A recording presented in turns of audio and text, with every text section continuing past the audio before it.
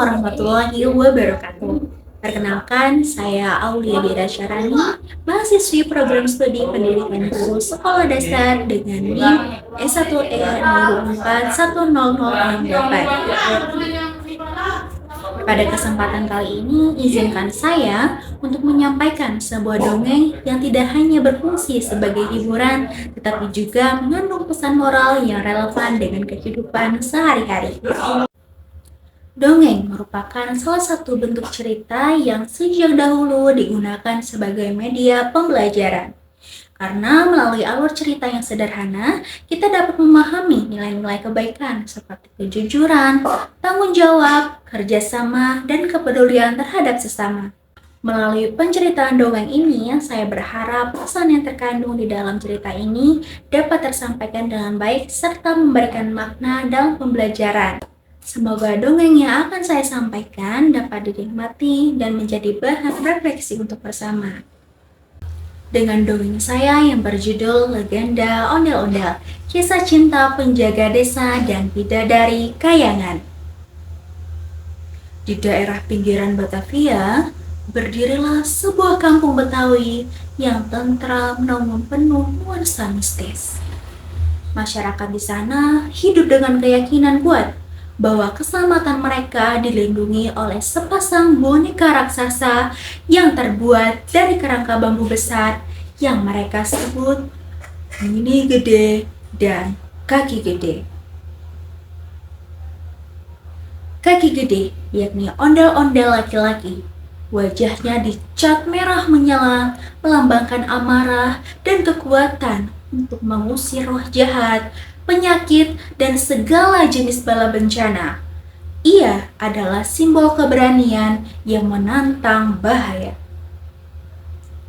Nini Gede, ondel-ondel perempuan, yakni wajahnya dicat putih, melambangkan kesucian, kelembutan, dan kekuatan pengayom yang menenangkan desa.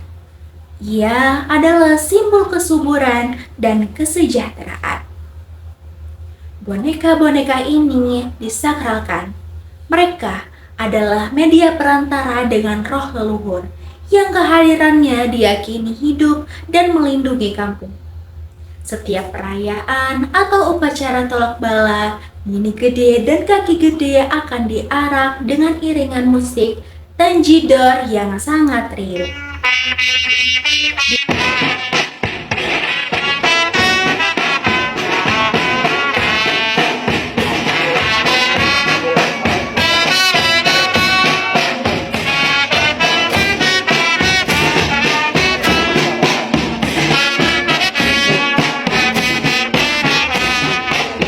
Di kampung itu, hiduplah seorang pemuda bernama Jampang. Ia adalah pemuda yang rajin, tampan, tetapi hidup sebatang kara dan hatinya sangat kosong. Ia memiliki keahlian dalam ilmu kebatinan dan seringkali menyendiri di hutan.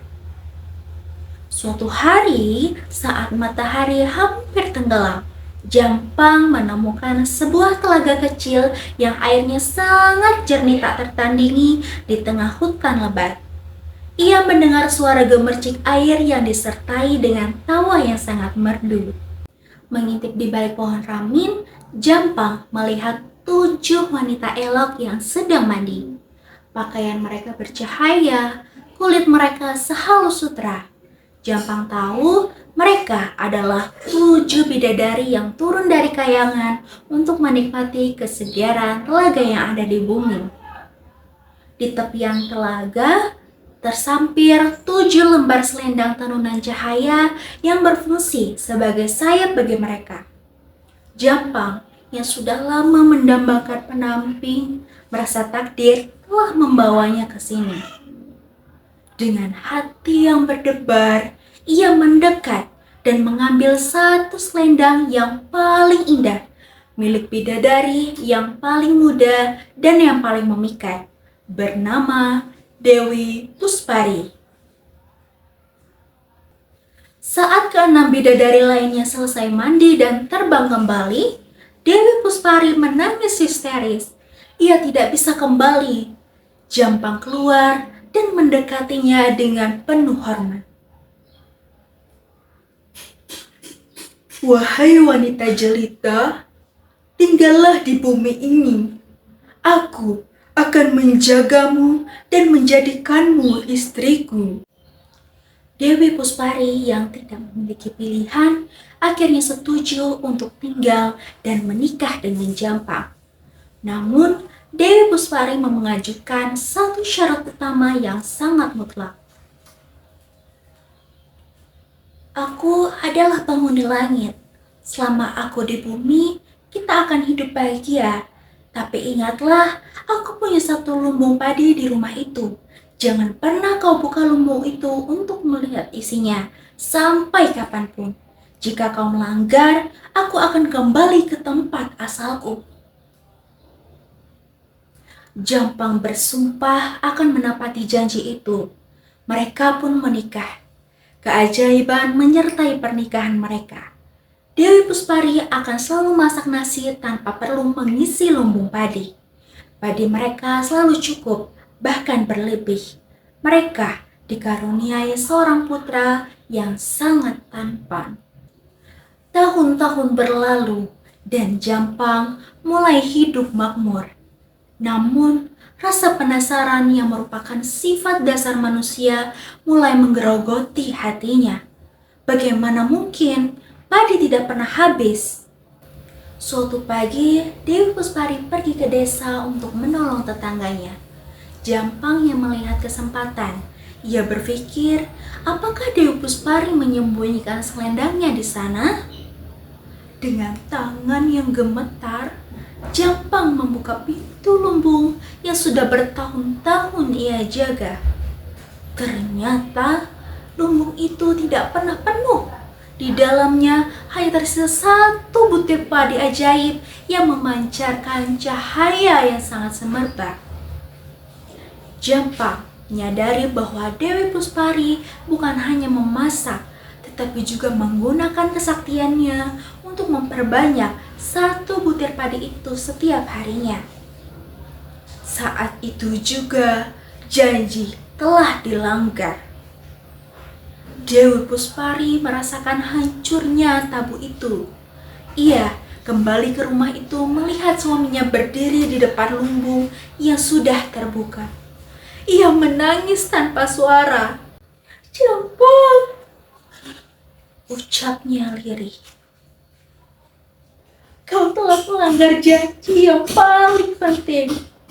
Sekarang tidak ada lagi ikatan yang menahanku di bumi ini, Jampang."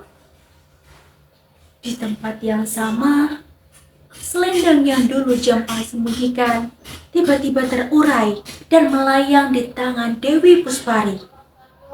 Ia mengenakan selendangnya yang bercahaya itu. Jampang memohon, bersujud dan meminta maaf. Tetapi takdir tidak bisa diubah. Dewi Puspari memeluk anaknya untuk terakhir kali dan memberikan restu. Lalu terbang ke langit. Jampang yang ditinggalkan menjadi sangat berduka. Ia merasakan penyesalan yang membakar jiwanya. Ia menyadari bahwa cinta duniawi dan keserakahanlah yang telah merenggut kebahagiaan abadinya. Dalam keputusasaan, Jampang pergi ke tempat keramat, di mana Kaki Gede dan Nini Gede disimpan. Ia berdoa dan meminta kepada leluhur roh penjaga kampung. "Wahai Kaki Gede dan Nini Gede, dan arwah leluhur, berikanlah jiwaku yang penuh penyesalan ini bersatu denganmu. Biarkan aku menjadi pelindung kampung ini, dan biarkan aku yang selalu mendampingi pasanganku, meskipun kami sudah beda alam." Karena ketulusannya dan kecintaannya, serta penyesalannya yang sangat mendalam, doanya pun terkabul. Jiwa Jampang merasuki ke dalam boneka Kaki Gede, yakni ondel-ondel laki-laki.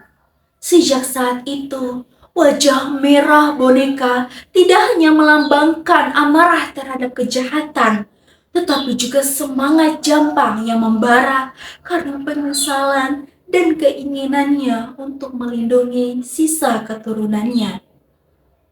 Jiwa Dewi Puspari yang masih merindukan suami dan anaknya di bumi secara spiritual terikat dengan boneka Nini Gede, yakni ondel-ondel perempuan. Wajah putih Nini Gede melambangkan kesucian, serta rambutnya yang hijau adalah untayan doa dari kayangan. Sejak saat itu, ondel-ondel tidak hanya menjadi boneka penolak bala, tetapi juga simbol pasangan abadi yang dipersatukan kembali oleh takdir dan pengorbanan cinta. Mereka akan selalu berpasangan, diarak bersama-sama, dan senantiasa menjadi penjaga spiritual bagi kota Betawi. Adapun pesan moral yang dapat kita tangkap dari kisah ini adalah yang pertama, kita harus menjaga yang namanya kepercayaan. Harga sebuah janji sangatlah mahal. Rasa penasaran, apapun godaan untuk melanggar kepercayaan dapat merusak ikatan dan menghilangkan kebahagiaan yang telah didapatkan. Cinta sejati bisa melampaui batas dimensi yakni langit dan bumi serta waktu. Meskipun tidak bisa bersatu sebagai manusia, kedua tokoh dipersatukan dalam wujud simbolis untuk menjalankan tugas yang suci.